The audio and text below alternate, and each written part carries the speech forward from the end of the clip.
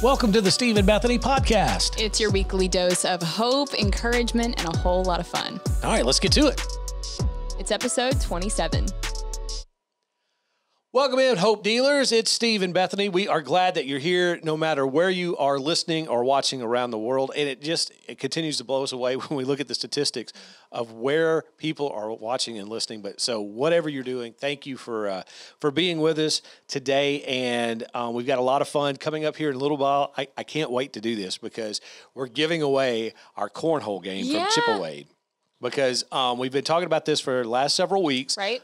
Big listeners to the show, Chip and Wade from Chippewa Custom Woodworks is giving away a regulation cornhole game, right? So I had an opportunity to reach out to the winner and tell him, hey, we're going to be calling you here in a little bit.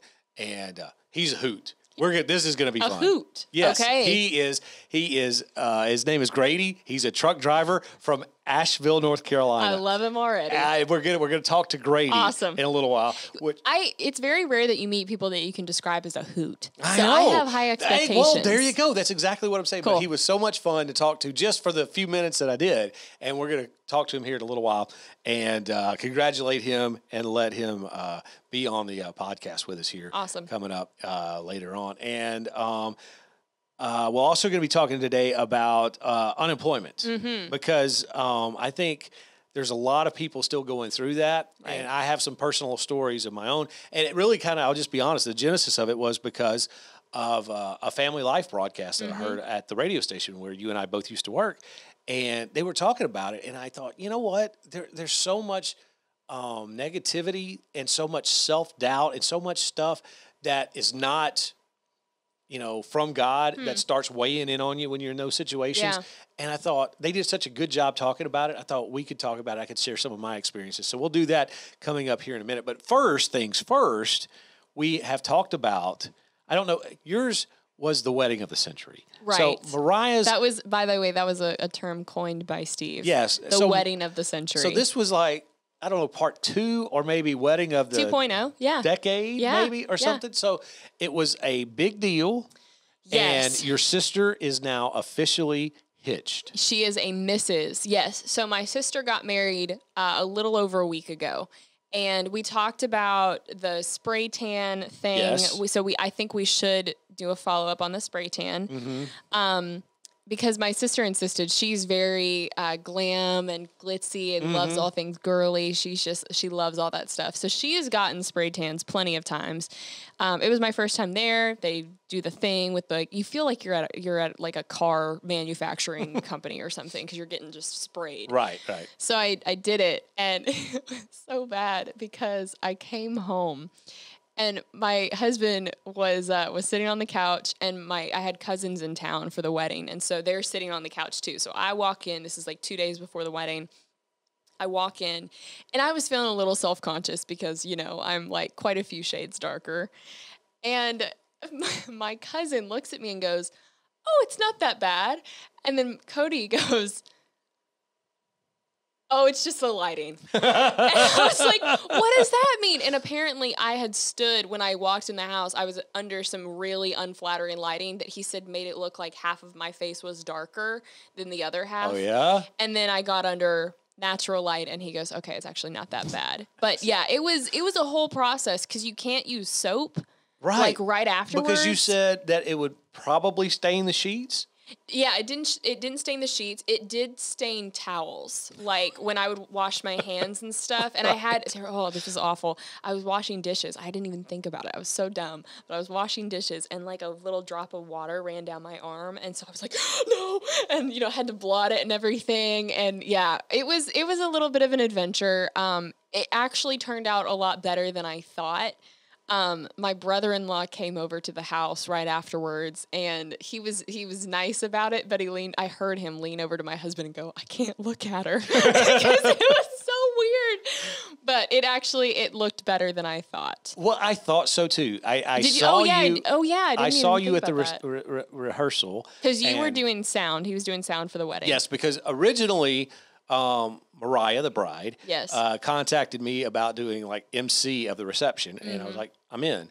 And then like a week out, I get this panic text from your dad saying, her dad too, saying, hey, we need somebody to do sound. And you feel free to say no, but we But really need also, somebody. like, no, don't say no. Right. And so I said, no, I've got you. I'll do it. And so I was at the rehearsal. Yeah. And that was the first thing I noticed about you was the spray tan. Really? It really was, because I thought it wasn't bad, but it did look like you had been tanned. Yep. And I just wanted to see, is there a farmer's spray tan that you have? I mean, yes. Is it so yes. you have a different shade? Like if you were to lift up your arm and show the camera, like, I can't do it now because it's a swimsuit spray tan.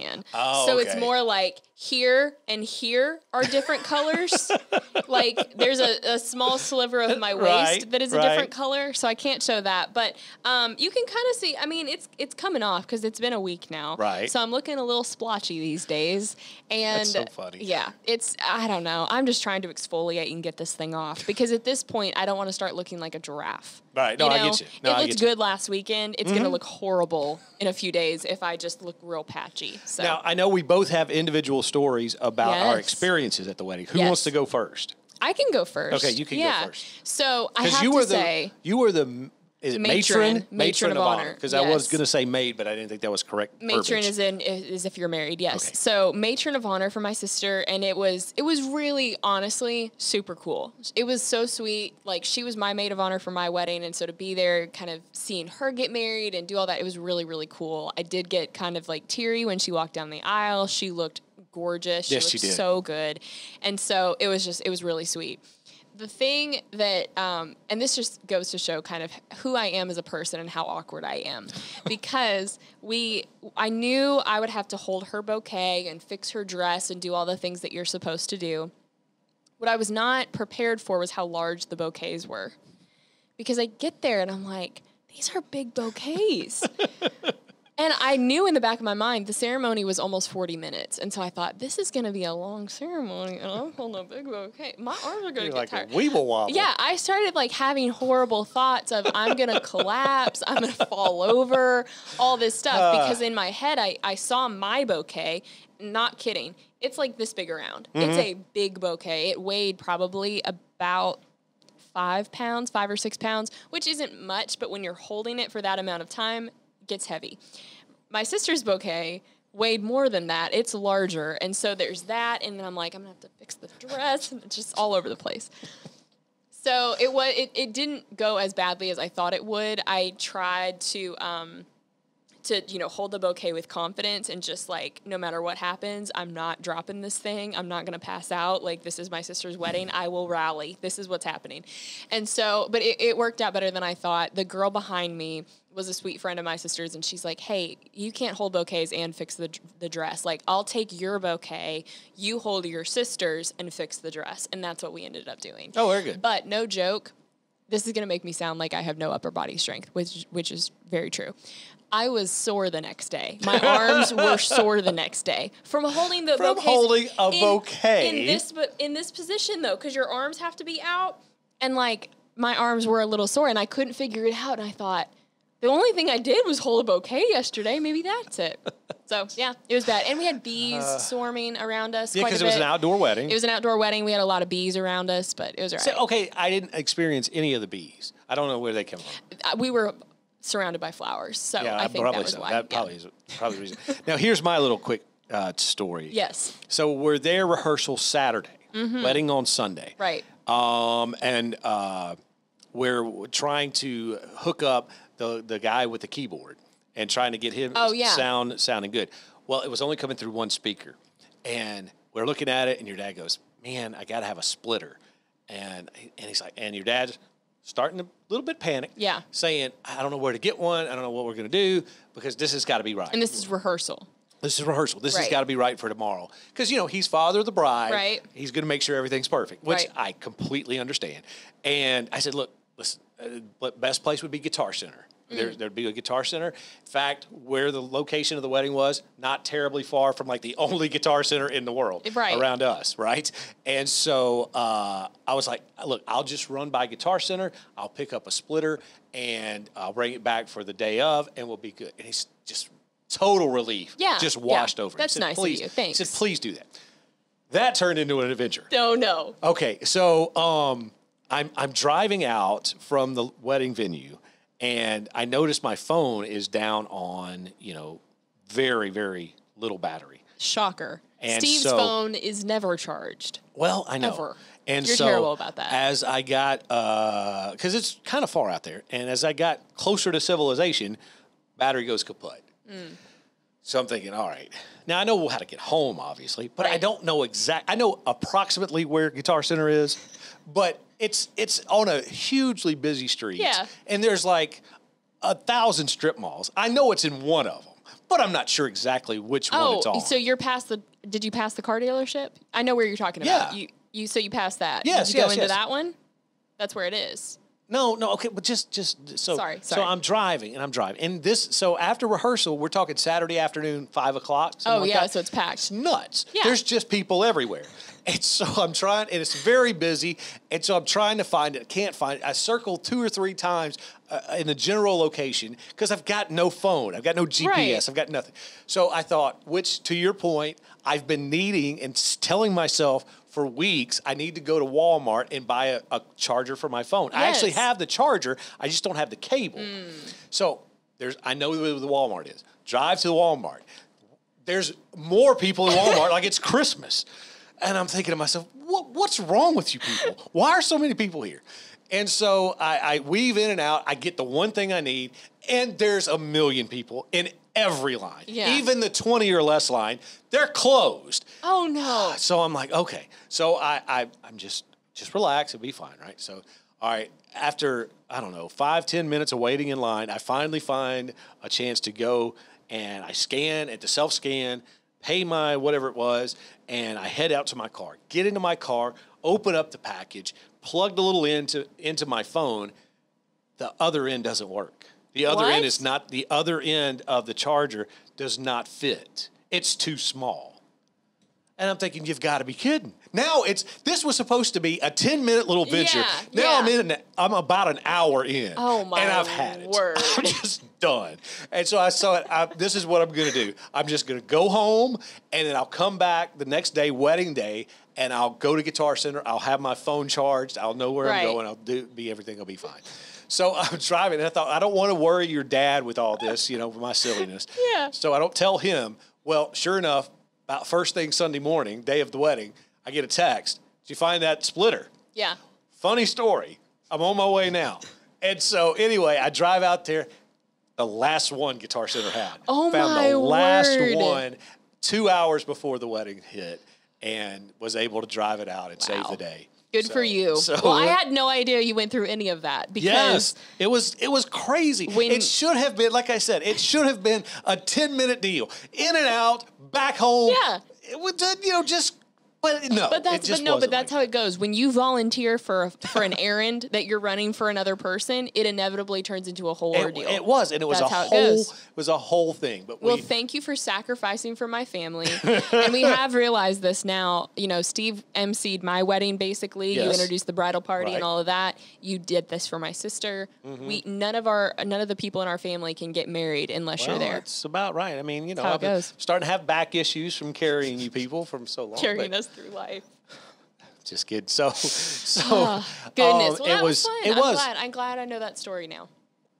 Okay, before we move on, we want to tell you about our friend Pat Davis at yourhealthplanman.com. We're getting to the time of year where people are enrolling for next year for healthcare. And Pat Davis wants you to at least take the opportunity to talk with him about how he can save you some money. Because listen, when you're talking about healthcare, we think about the premiums, we think about the deductibles and the copays and everything. We just think about a lot of times, well, that's just the way it is. Mm-hmm. Pat says no. Imagine this. Just think about this. Whether it's you or your spouse or whoever is in charge of the finances in your home and knows exactly how much you pay a month as far as your healthcare premium, imagine paying half that. Right. That's what we're talking about. Most of Pat's clients save at least 30%, some of them 50% per month. Plus, you add on top of that very little to no deductibles and no copays. And we've talked about this before, that it kind of, we all think about health insurance in this kind of cookie cutter way of, this is the standard, this is how it works, and it's never going to change. Well, that's what Pat is really passionate about, is explaining to people that your health insurance doesn't have to look really any particular way. It should be tailored to you and what fits your family. And really the craziest part of all this is that when you work with Pat Davis, the health insurance company kicks in their part first, and then you pay what's left over rather than the other way around. Yeah, and for example, we've talked about this with me, but Pat's had an example as well, where he was in the hospital, very near death. Had an extended stay in the hospital. And it was very, very expensive. Well, not only did his healthcare plan, which is the same one he sells to you, kick in and pay for everything, but it had enough money left over for he and his wife to be able to take a dream vacation to Italy. This is obviously pre-COVID, Yeah. but still, I mean, amazing. Think about that. Yeah, amazing that he was able to do that after something like a hospital stay, where so many other people really have to look at their finances and budget a lot more after a stay like that. Absolutely. And here's the thing with Pat. He wants you to be in control of your health care. It's just like Bethany was saying, to be able to customize a plan that makes sense for you and your family. So give him a call. Let him sit down with you. And look, if you say, Pat, I appreciate it, this sounds good, but it's not for us, that's great. He just wants to be there to give you another option, to show you that there's something else on the other side, and you can make the decision for yourself. So check it out, yourhealthplanman.com. Yourhealthplanman.com. All right, we wanted to talk today about unemployment and how stressful that can be on a family because, and I'll just be honest, the reason why I thought it would be a good idea to talk about it is, well, really it's twofold. One is I heard an episode of Family Life Today here recently about it, and I thought, there's so many people that's going through that right now, whether it's them as individuals or their family members. This whole thing with COVID, it's really caused a lot of problems for people financially. And maybe you've already gone through unemployment, but you're still trying to find your way out of it and stuff. And I know it can be so hard and so make you filled with doubt and overwhelming and the whole thing. And I just thought we wanted to provide some hope in that if we could today. Right. Well, because you're right. It is something that is affecting a lot of people. I think especially with COVID, it's kind of like never before. People are saying, okay, well, I can't really leave my house. So what's next? How do I handle this? And I think that something that highlights our own insecurities can be a job loss, because so often, even as Christians, we know our identity is supposed to be in Christ, but so often it can be wrapped up in what we do. And, if we have a powerful position or a job that's really cool, it can really define who we are as people. And so then when that's taken away, you're kind of left going, okay, well, who am I? And what am I supposed to do now? That's exactly right. It's super disorienting. It really is. And I've had a couple of different experiences with it. And I remember that especially, I think it may be a generational thing. I remember my dad was one of those people who worked 34 years at the same job. Right. It never changed. And his vocation was something that, he did find his identity in a lot of ways and never changed. And because he did a good job, he was always promoted and always there. And it was one of those things where there used to be an old saying, if you take care of your job will take care of you. Well, I think we've all come to the realization that that's just not true. No. And it's not. Because life is not fair. Yeah, and it's not necessarily your fault. Yeah. I mean, it's not, you could be the best model employee and still have your job taken away from you. And that has happened to me. I remember I was working, we had just moved. My daughter she was an infant. She was only 3-4 months old. And my wife and I had moved to a city where I was going to work in radio and do the whole thing. And the job just kind of, after a few months of being there, just kind of petered out. And I remember thinking, God, I have handled this situation, because it was kind of a contentious situation. I felt like I was promised some things that didn't come true for whatever reason. Right. And I was really kind of questioning, because I felt like I had acted as a Christian. I felt like I had shown Jesus every time I had meetings with them, I tried to be understanding. I tried to be grace-filled, but I also was like, hey, you're messing with me and my family, and I want to be able to confront you in a good way, thinking that all the while that something's going to work out. Something's Right. going to, and it didn't. I wound up losing my job.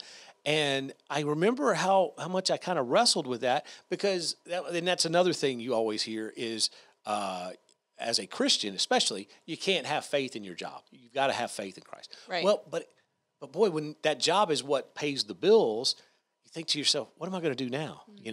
And so I did have that point in my life where I was just kind of drifting. And I went from being able to have interviews, talk to people, the whole thing, everything looked like, hey, I'll be out of work a week. Yeah. This will be a vacation, not a job loss. Right. I'll be back to work really fast.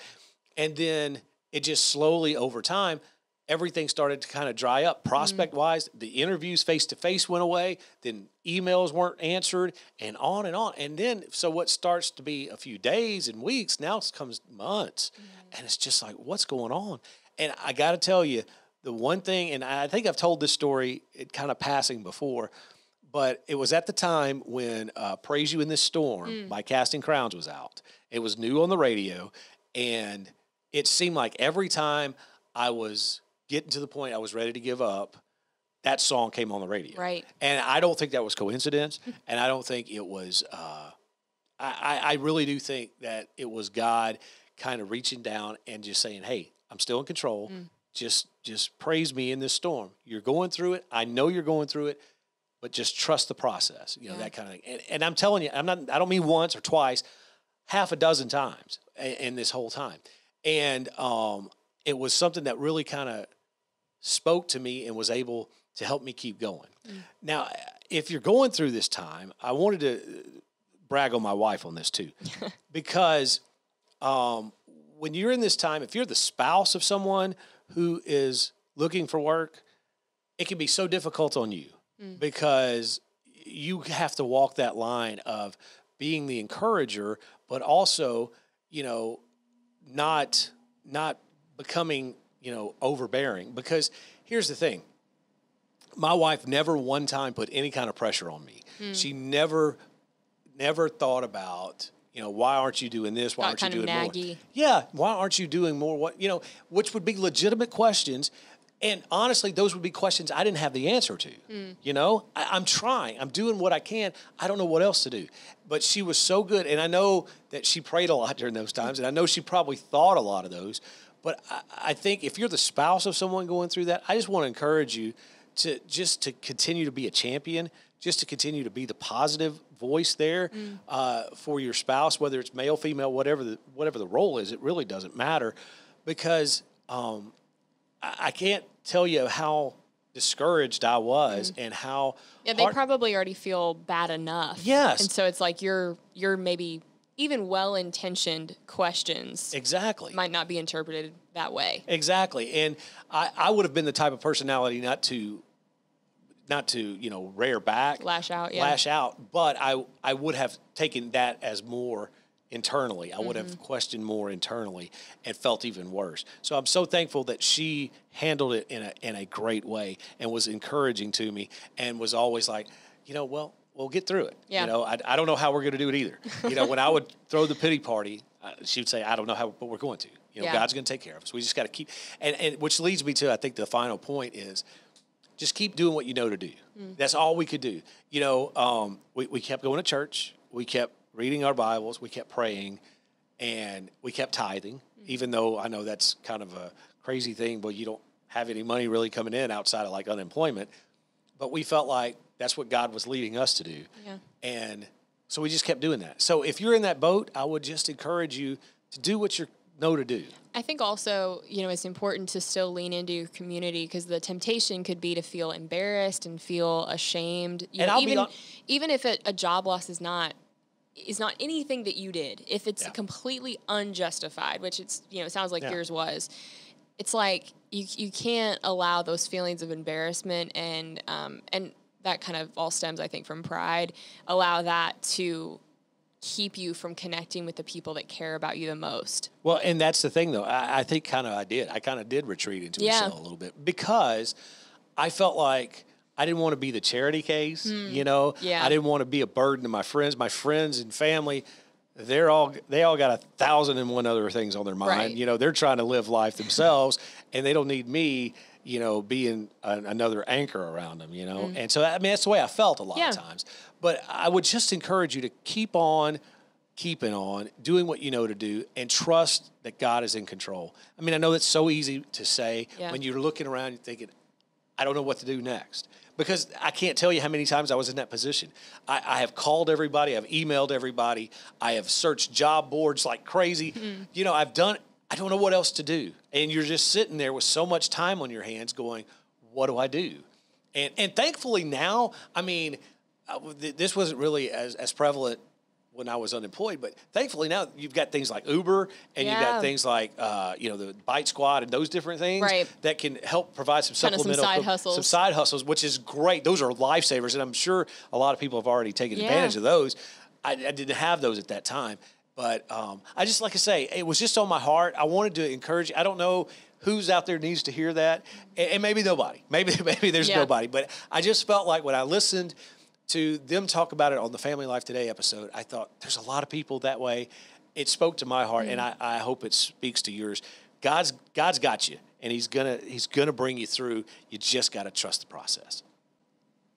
Well, okay, friends. So Christmas is right around the corner. It's going to be here in just a few weeks, and we have, I think, the perfect gift that will score you some major brownie points if you maybe want to give something to your wife or mom, mother-in-law, or maybe just something to the family, like a family gift. This is perfect. Creations by Madison. Madison is a sweet friend of ours. She is an incredibly talented artist, and she does custom art pieces for you. Whatever you want her to do, she'll do it. Now think about it just from this perspective, Bethany.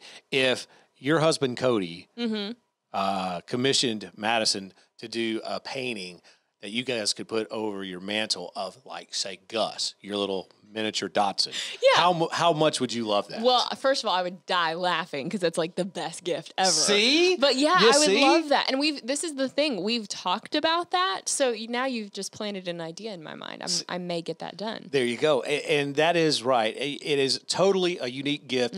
People are going to love having this. They're going to be loving and showing it off to friends and family, no matter what you choose to have her do, whether it be a picture, maybe that's meant something to you, maybe a landscape of a particular place. You mentioned that your family has lived in different houses, and they have different sketches of houses in their place. They did get watercolors done of each house that they live in with the address underneath it, so it's kind of like a way to remember where you've been. Yeah, so imagine something like that one of your loved ones gets to open up for the holidays. I mean, it is going to score you some great points, and it'll be something you're proud to give.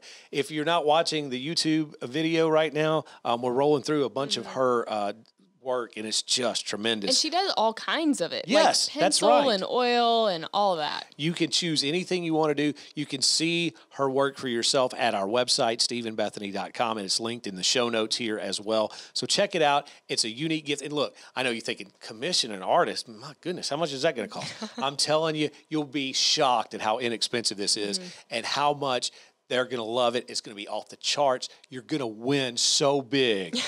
I'm telling you, people are going to love getting a gift from Creations by Madison because you thought enough to have her do something totally unique, totally special. So check it out. It's at our website, StephenBethany.com.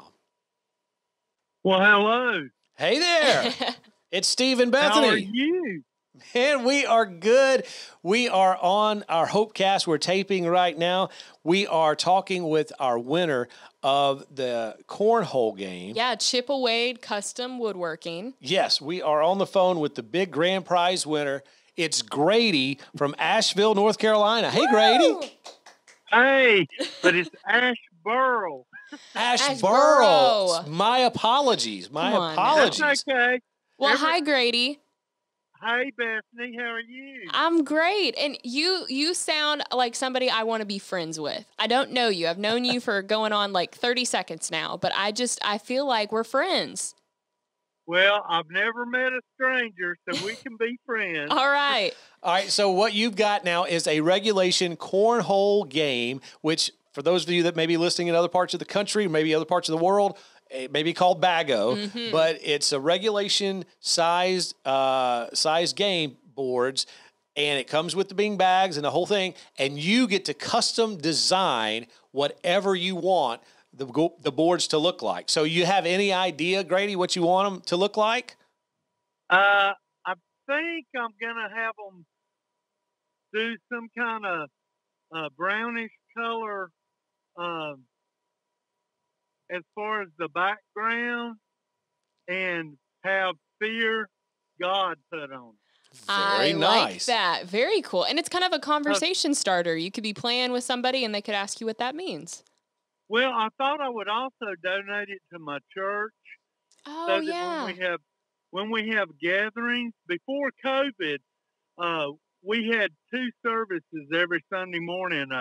One of our elders would speak from 10 to about 11:30, and then the second service would be from about 11:30 to quarter to 1, and then we would have a meal together. And so hopefully after this COVID thing, I thought, when we can get back to having our meals and fellowshipping together, that we might could play cornhole afterwards. There you I love go. that. And continue fellowshipping. And then, some of the youth can use it when they're there. And we have once each month, the men have a Saturday morning brunch and Bible study, and the women do the same thing. So, well, you got to you got to promise to send us video of that. Yes. We would love to be able to love that. feature that, Grady. Oh, I will. I hadn't thought about that, but yes, I will. I will do that. And we're so thankful that you have joined us. And you and I chatted a little bit earlier. And tell us a little bit how you got to know Stephen Bethany's Hopecast, because this was kind of a neat story. I listened. I met Andrew Rappaport at the G3 in January, and before that, I had already been listening to his show and to Daryl and Karen and What Are We Even Doing Here, and James on Five Solas, and we had already had some contact over the phone and through me ordering some stuff from them, and so I got to meet them all at the G3. And so when Andrew started setting up, him and Colleen, the Christian podcast community, I started listening to some of the other podcasts, and there was the Hopecast, and that's how I found you. That is so cool. And we're glad you found us. It means the world. Absolutely. Well, go ahead. I told Steve last night, Bethany, y'all are really, I have a degree in radio and television broadcasting. Oh, wow. Even though I drive a tractor trailer all over the country. And you two have that connection that you need, whether in radio or TV, especially when you're talking with other people and sharing, and especially when we're sharing Christ. You want to, a lot of people, they're not interested in the gospel and hearing the gospel. But when they hear 2 people that relate like you two with cheerful voices, they'll sit up and start paying attention. And the next thing you know, you're sharing the gospel, and who knows what the Lord's doing with that. So. Well, amen. That's so true. And that's encouraging for us. Thank you so much. It really is. Grady, we sure appreciate you. We hope you enjoy the cornhole game, and we want those videos, my man. And I love to say this, especially because you're a truck driver, keep it between the ditches. Thank you so much. And God bless both of you. You're in my thoughts and prayers. Oh. And we'll continue praying for you. Well, thank you so much, Grady. You are the best, and we couldn't do it without you. So thank you so much. All right. Thank you. Bye-bye. Bye. God bless you. Bye. Bye-bye. How fun was that? What a sweet guy. I told you, right? I told you were going to. Didn't I say he was a hoot? Yes. I told you. Grady, seriously, if you come to Arkansas, like, meet us. Yes, we want to meet you. Absolutely. Next time he drives the truck through, he surely does. I know, right? So we're so thankful for him, and we've got some more great contests coming your way. But Grady, our latest winner here on the Stephen Bethany Hopecast. That's awesome.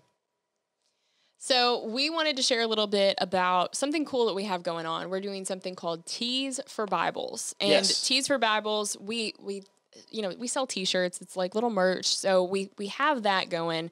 But we had this thought of we want to be able to give back and do some good with the merch. And you had an awesome idea to do this Tees for Bibles thing. So explain a little bit what it is. Yeah, and really, I wish I could take credit for it, but it just is one of those things that I really feel like God just laid it on my heart because it's such a good idea.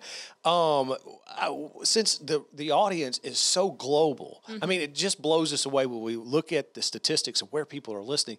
It's literally all around the world. It's really cool. So we wanted to try to find something to tie in that would be global. We didn't want to be just more local. We wanted to try to do something, right? And so I thought about it, a lot of different things. And then all of a sudden it just kind of hit me that our friend, we have some friends with Bible League International. Right.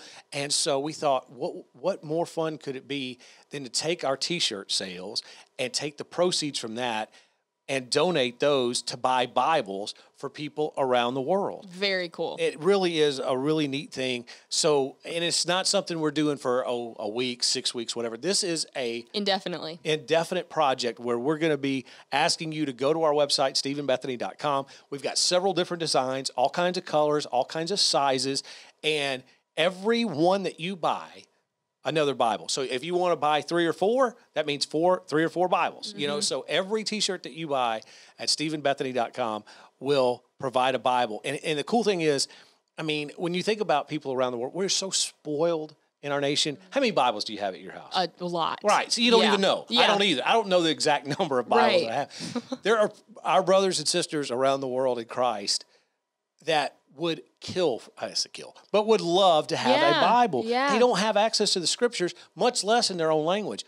This is where Bible League International steps in and helps. So you can get a T-shirt and supply a Bible all in one fell swoop. So we would love for you to join us in this project. We want to make a difference. We really want to do something that is of eternal global impact with this podcast, and this is our way. Yeah, and another way that you can support the podcast is by becoming a patron. So on Patreon, you can support our podcast. It really, I mean, sure, it keeps us going, keeps the lights on, so to speak, but it really does allow us to keep on pouring into the lives of people that are listening. That's what we're passionate about. That's what we want to do. And when you become a patron, there's 2 different tiers, $5 a month, $15 a month. It gets you the podcast early, ad-free, gets you in a little inside scoop on different things that we have going on. You get basically what we call B-roll, like the pre-show. So we let the cameras roll a few minutes before we start actually doing the show. And you just get to know us a little bit better. We have the aftercast that you'll also see when you're a patron. It's just an additional little story that we do after we say goodbye to this episode. And so a few other little things in there where you can really impact your peers when you listen to the Hopecast and then tell them about it. And being a patron is a really great way to keep this podcast going. And not only that, but it's developing a sense of community. Yeah. Because everybody that is there are friends. We're praying for each other. We're still working on some ideas of becoming more interactive with that. Yeah. We're still thinking those lines, how we can make the experience even better. So check it out. It's patreon.com/Stephen Bethany's Hopecast. If that's too long, you can get the link in the show notes, or just go to our website, stephenbethany.com, and check it out there. But we would love for you to join us and help us to continue to grow this podcast. And speaking of growing the podcast, if you have friends that are into podcasts and you think, well, might like this, please tell them. Yeah. Just let them know, hey, I found this cool podcast. I think maybe you'll like it, because that's how we reach people. Just one-on-one. And two, when you leave a positive review or when you subscribe and share, that kind of bumps us up a little bit where we are able to reach more people. And at the end of the day, that's what we want. It's not about being the biggest podcast in the world. That's not where we want to go, but we do want to be a podcast that reaches enough people where, we feel like we're making a difference and we're impacting lives. That's what we want to do. So please share us, like us, tell your friends about us, and we'll continue to make this one big podcasting family as everybody being hope dealers together. So that's what's thrilling. And man, I'm excited about 2021. I think we're going to do some big things. I think God has got some big things in store for us, and we want you along for the ride with us. So thank you so much for joining us. And now next week, we have got an episode coming up. And then in 2 weeks, we'll have our first ever Thanksgiving tradition with our Friendsgiving episode with Andrea Lennon. Andrea Lennon, one of our favorite people ever. Her podcast is Inspire on the Go. That episode is going to be on her podcast and on this one. And we're just hanging out, talking all about life and the things that we've learned in 2020 and what we're thankful for, all of that. Yeah, so it should be fun. Again, when you get to the point where you hit the wall, I just want to take a step back from the family on Thanksgiving. I'm tired of watching football. I've got the tryptophan almost kicking in. Yep. Grab your earbuds, grab your phone, dial up Stephen Bethany's Hopecast. There you go. We'll provide you a little bit of an escape. So it'll be fun. Does that do it? I think it does. What is this, episode 27? This is 27. 27. Yeah. Done. So good night, Olive Branch.